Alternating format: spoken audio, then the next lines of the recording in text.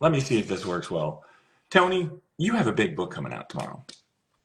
This is true. This is actually pretty big for me and maybe the whole world, especially myself. I got a comic book called ATTABOY going out to stores, I believe across the world through Mad Cave Studios. This is my first mainstream release. How you feeling? Yeah, kind of, I'm all right. No, I'm very excited. It's crazy. It's nuts. It's really funny. It's been like I think a year since I signed the paperwork and stuff, and so my excitement's gone up and down. Like I've always been positive, but sometimes I kind of forget, and then now I'm like, oh my god, it is happening. They can't say no. It's like they printed them. They're at stores. It's gonna happen. That's very exciting. And with Attaboy, did you need to write this book, or did you want to write this book? I think need.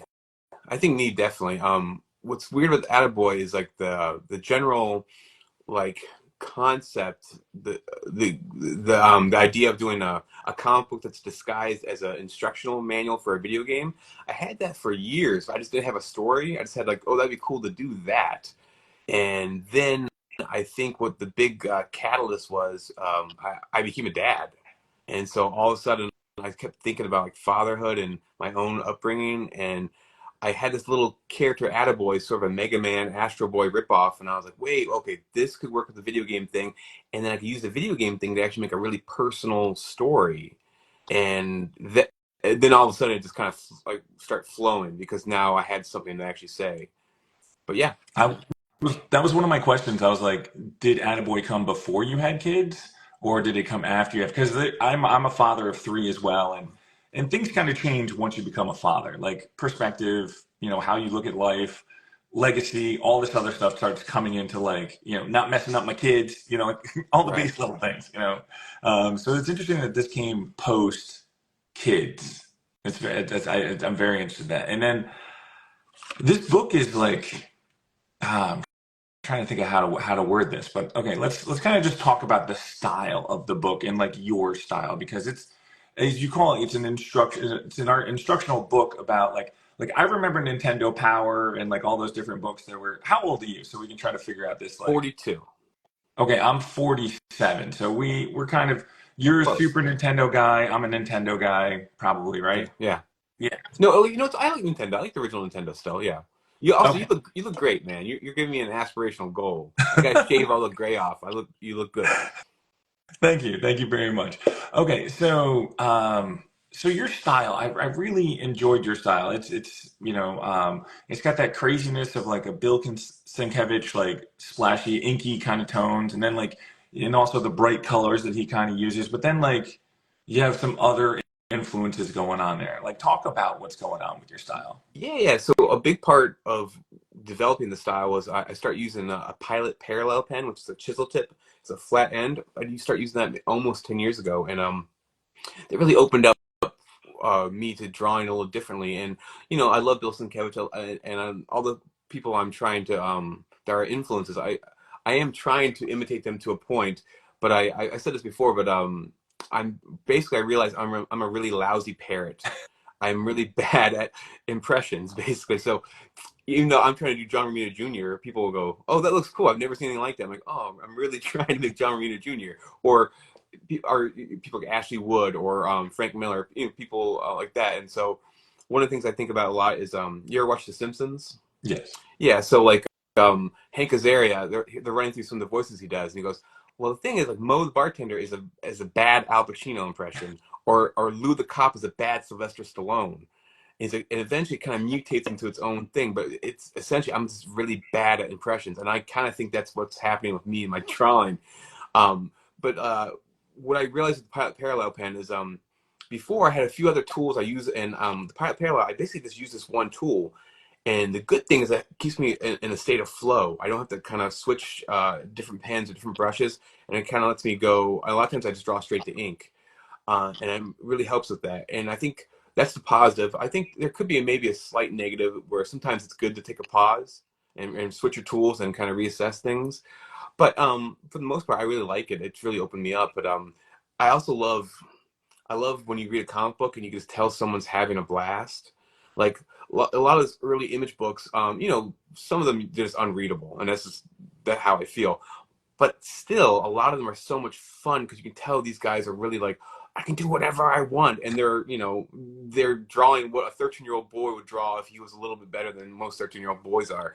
And so, like, you read like an early Pit or early Savage Dragon or Spawn or any of those books, there's an unbridled sense of crazy fun, and I try to keep that in mind when I'm drawing. Yeah, no, I mean, I can see that going on there. And then, okay, so let's talk about comic books, like, so we can get kind of like influence as well with that. What was the first comic book that you read that you realized that, oh, comic books can be more than this, whatever this is? But what was that book that like kind of rocked your world? Oh, that's easy. So it's Dark Knight Returns by Frank Miller. So I think the summer of Batman Tim Burton movie, I believe I'm 9.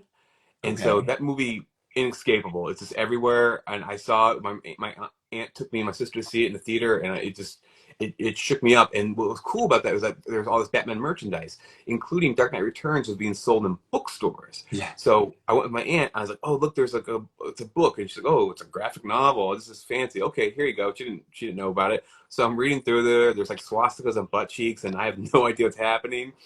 And what really threw me was the content was interesting and kind of dangerous for like a kid, but really the style of Frank Miller's his actual line work, like some of it is really ugly and really grotesque, and I really kind of responded to that. I was like, oh, it's crude. I could already tell he knew what he's doing, but it was intentionally crude, and it's sort of like when I was a kid and I heard Nirvana, and I was like, okay, he obviously can write really good songs, and they know what they're doing, but it's not Chris Cornell like 4 octaves. I could maybe do something approaching this if I just tried a little harder. It was sort of like a human made this. There's a human thumbprint. There's errors, and it felt really real and punk rocky. So Dark Knight Returns totally changed my world, and I'm still a big Frank Miller fan, but and I was, you know, perfectly poised then for like all the Image guys.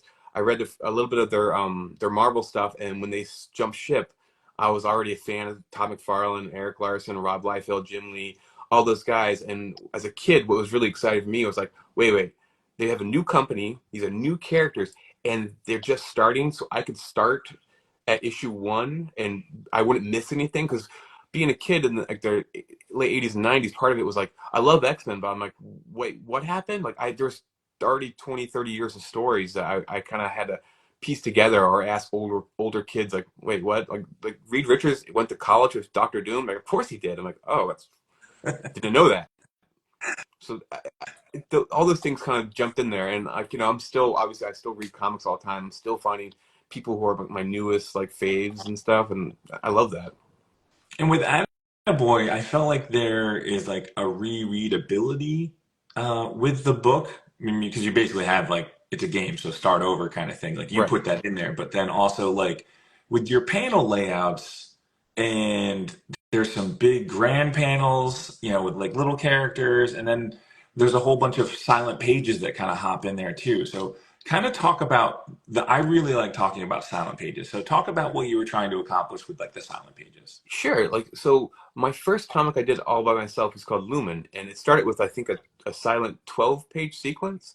And part of it was like, an artist who I really admire is Jesse Lonergan, and he did a book called Hedra, which is almost totally silent. I think there might be some words at the very end, a couple balloons. But that really kind of stuck in my mind. Like, yeah, comics, um, you can do if you're doing really good actual panel action and storytelling, you don't need any words. In fact, words can get in the way. And I'm already I at this point when I did my first comics, I had already written some prose novels and had them published, you know. So in a way, I was kind of sick of words. Like all I do is write words and words and words.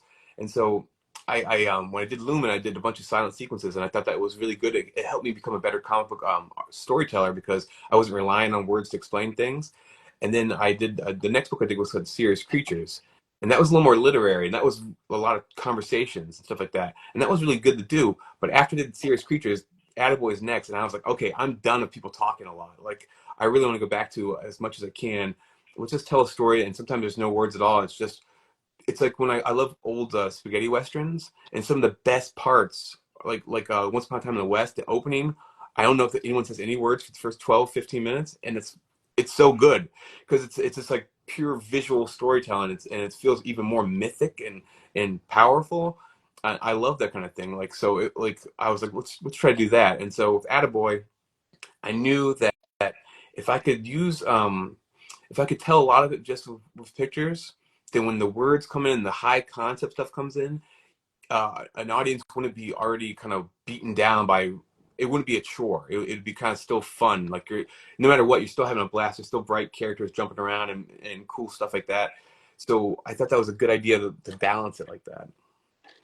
And as a reader, you know, me reading through the book and then we get to the silent pages, I mean, there's a lot of chaos in my life. I got 3 kids, I got a wife, I got family, everybody's got everything. But then like when I don't know what it is with a comic book, when it goes silent, like I get into a vacuum and it's a beautiful place. It is a beautiful place when like everything else shuts off and I'm just like, okay, watching, you know, like Attaboy's like, I think Attaboy's like falling Right. and um it's not Ripper. What's the Oh, other character's Scrapper. name? Yeah. Scrapper. Scrapper. Oh, are you Scrapper? I'm kind of everybody, but yeah, Scrapper I definitely relate to the most in a lot of ways. He's kind of banged up and all that stuff. Yeah, but it's really cool. I mean, my brain just shut off with that and everything like that, and it was.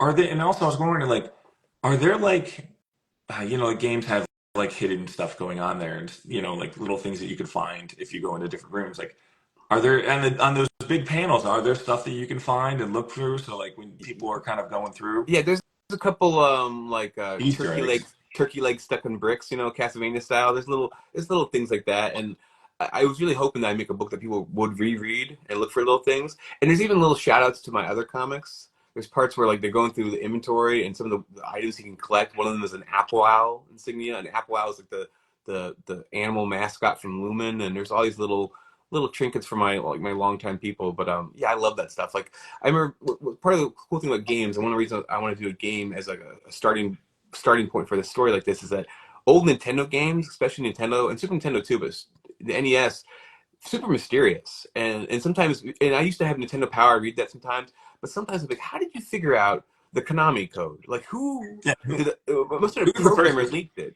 Yeah, it's so weird.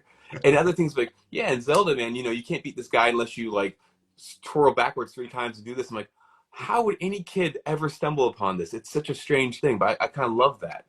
And so I thought it was a fun opportunity. The one thing I really wish I could have done, but it was a little cost inhibited, or prohibited, was a French flap on a book, which it's sort of like a bookmark that's built into the cover.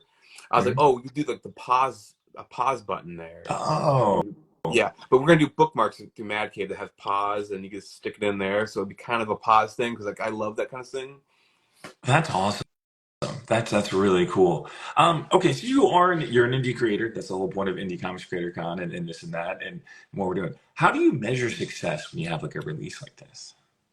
Yeah, so this is gonna be a little bit new for me because this is through another publisher. But for me, a success is basically first off financially. I don't go into the red. I maybe make some money. I haven't been able to make a living off this stuff yet, but I definitely make enough money to not worry about the stuff. But more than that, it's really having readers respond, readers reach out to me, and done that, especially with Attaboy. Attaboy has like struck a nerve, I think, and people just it meaning something to them, and that's really important to me because I think especially with comic books, anything you do creatively, you're gonna spend a lot of time making it. But comic books can be very solitary and very time consuming. So sometimes I wonder. I see some books and I'm like, I don't know. Maybe this means a lot to the person. Sometimes they seem a little frivolous, and I think for me, I'm like, I gotta have some skin in the game. I gotta care about this thing. And I still be wrong. There's still jokes in Attaboy and still fun, but I think for me, making something meaningful and have people echo that back feels really good. But I will also say, like, I've done. I mean, I've been in bands, I've written novels, and I've done comic books. Comic books are something I actually love the entire process. Some things it's like, well, I like the end result. I like having a book, but it's kind of it's hard work and not so much fun sometimes just writing it by myself. making a comic book, writing it, drawing it, all these steps, even if they're hard work or they're frustrating, they're really overall satisfying. And that's, I think, like why I like comics best. Hi, so you're at HeroesCon in a few weeks Yeah. and stuff, and somebody walks up to you dressed as Attaboy.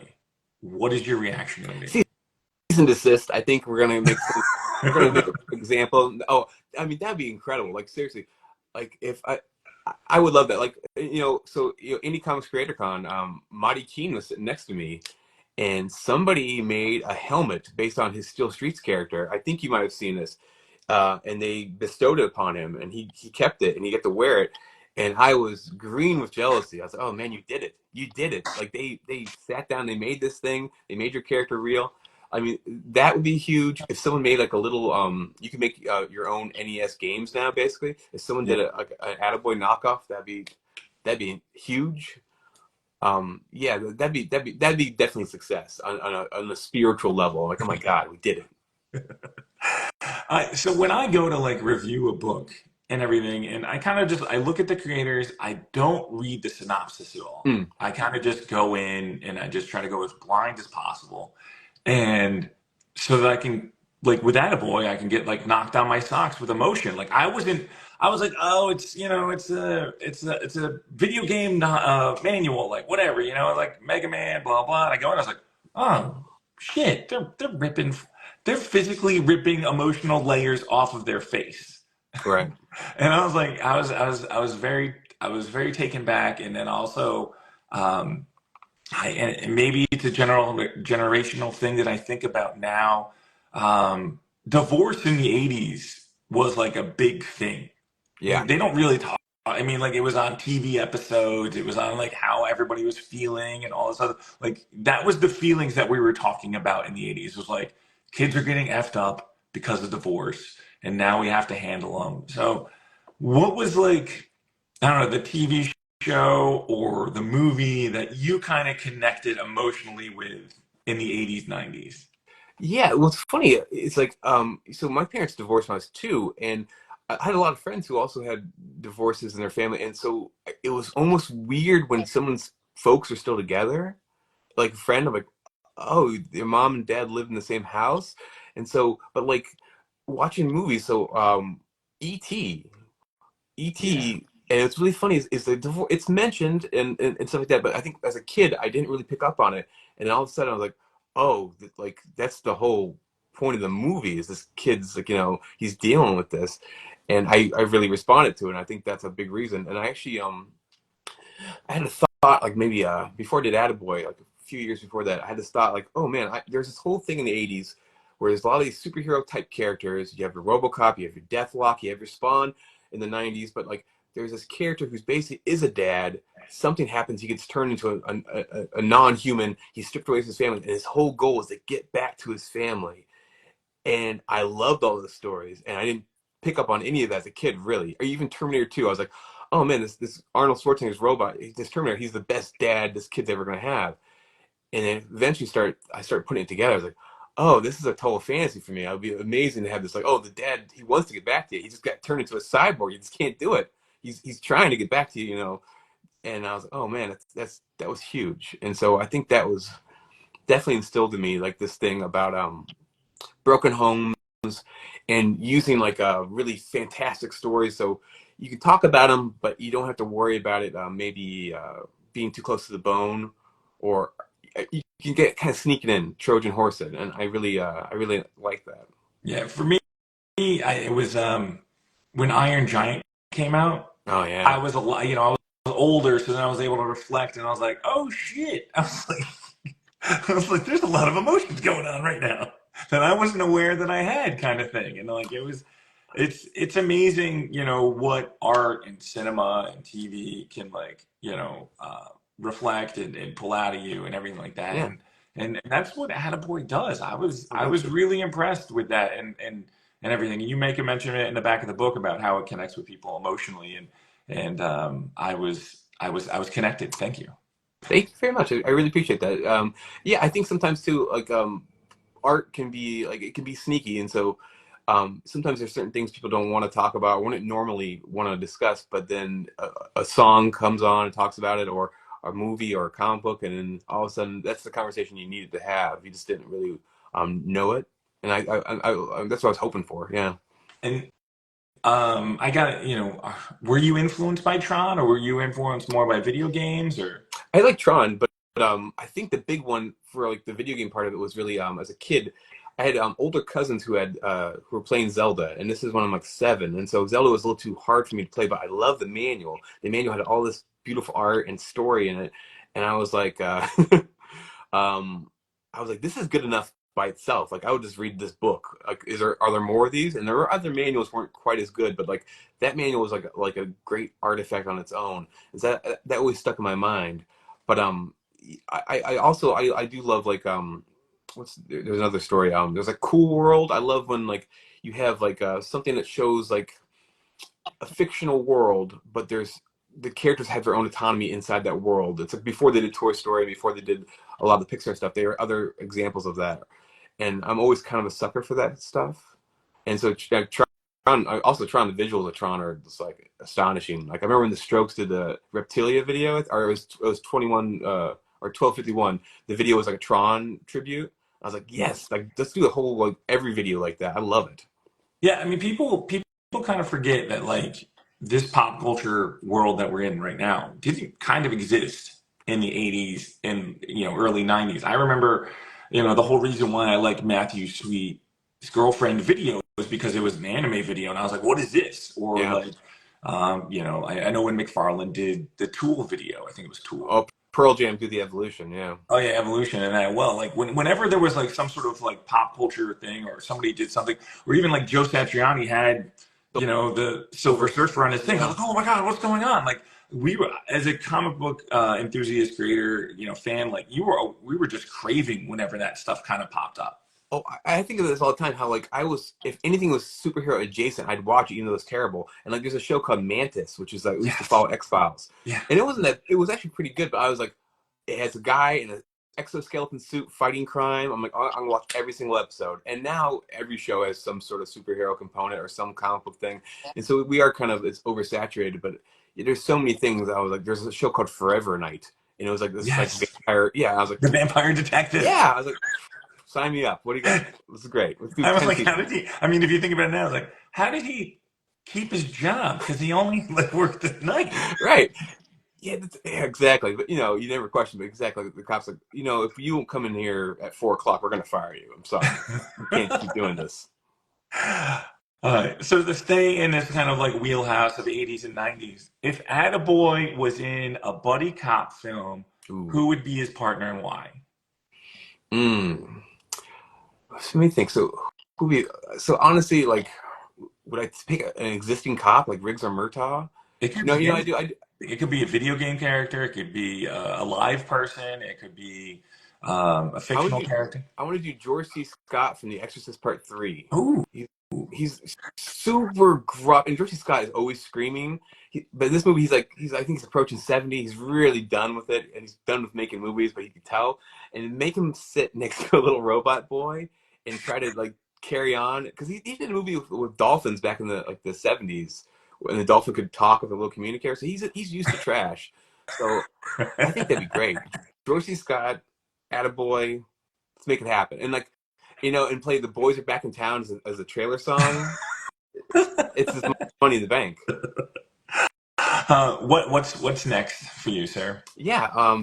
So right now I'm making a sequel to my first book, Lumen. It's going to be called Destroying Angel Lumen. And in my mind, you can just read this as the first Lumen book you ever read, and that's fine. It's sort of like I love the Road Warrior, and when I saw Road Warrior first, I didn't see Mad Max first, and this is sort of like that to my mind. I'm trying to like, bring my skills that I think have gone up back to my first project and make this really awesome science fiction adventure book. I'm working on that. The next thing that's coming out really soon is actually I finished Serious Creatures, which is 12 issues of a book about special effects guys in the 70s, 80s, and 90s making practical effects and sort of the rise and fall of the practical effect industry in Hollywood. And it's also a coming of age story. But second trade is coming out. I'm going to do a Kickstarter in July. and that'll kind of complete the whole story. And I'm really happy with that. I think that's some of my best work. And so I got Attaboy, the Serious Creature Kickstarter, eventually Destroying Angel Lumen, and I got a few other things I'm kind of percolating on. I can't really, they're not really ready yet. But I think it's gonna be a good time to, if you like my stuff, there's gonna be a lot of it coming out now, I think. Awesome. I think this will be a great place to end. Tony, thank you so much for your time, man. I'm really excited, and best of luck with Attaboy. I hope it just like goes crazy, and we got the con season coming up, so like I know that Mad Cave will be pumping it out and pushing it really well. Dude, thanks, Matt. I really appreciate everything, and thanks for having me on. Big time. All right, man. Take care.